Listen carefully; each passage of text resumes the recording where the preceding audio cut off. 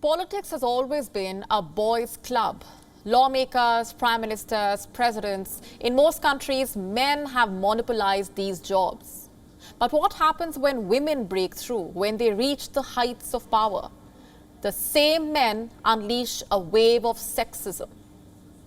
Let me tell you what's happening in Britain. The Daily Mail published this article on Sunday. Have a look at the headline. Tories accuse Angela Rayner of basic instinct ploy to distract Boris. I know you have many questions. Let me take them one by one. Who is Angela Rayner? She is the deputy leader of the Labour Party, basically number 2 in the opposition. Next, what exactly is the basic instinct ploy? Let me give you the television-friendly explanation. Basic Instinct was a film released in 1992. It starred Sharon Stone and Michael Douglas. This article is referring to one scene from that movie. In that scene, Sharon Stone distracts the police officers interrogating her.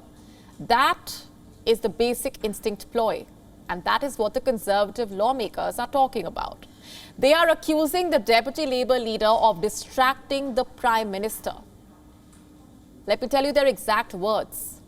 She knows she cannot compete with Boris's Oxford Union debating training, but she has other skills which he lacks. She has admitted as much when enjoying drinks with us on the Commons terrace. British politics at its finest. For the record, these Tory lawmakers refuse to reveal themselves. They are making these sexist allegations in secrecy, but Angela Rayner has hit back at them. This is what she tweeted. Women in politics face sexism and misogyny every day. And I'm no different. Boris Johnson's cheerleaders have resorted to spreading desperate, perverted smears in their doomed attempts to save his skin. Quote unquote.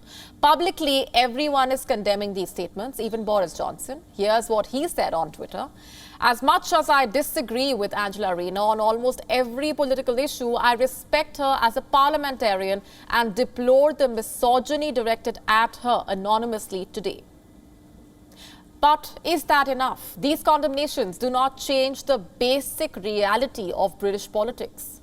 It's still a boys' club. Women do make it to the top, but they are targeted with all kinds of prejudice and sexism. And by the way, it's not just British politicians. Their tabloids are no better. Take a look at this Daily Mail magazine from 2017, the same outlet that published this article. Have a look at the headline. Never mind Brexit. Who won Lexit? On the cover were these two women, the then Prime Minister Theresa May and Scotland's First Minister Nicola Sturgeon.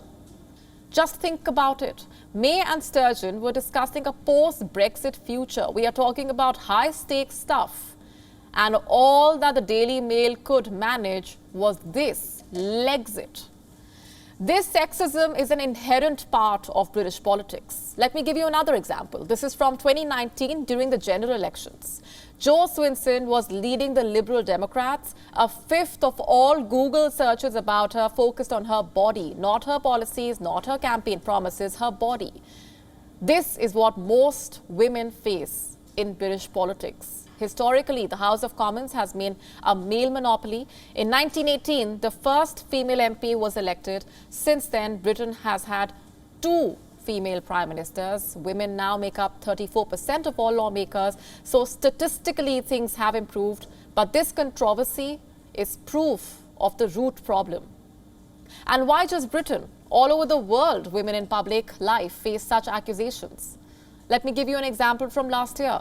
CNBC journalist Hadley Gamble interviewed Vladimir Putin. The next day, Russian state media went into overdrive. Look at their headlines. They accused Gamble of being a sex object sent to distract Vladimir Putin.